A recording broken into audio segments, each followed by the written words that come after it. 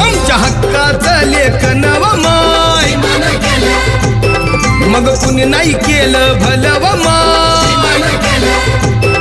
अग दिल्लीचं दालन फुलं व माय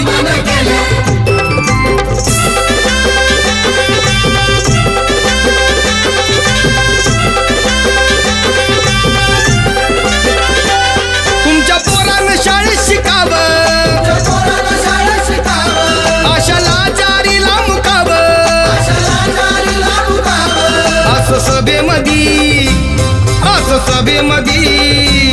असं सभेमधी भाषण व माय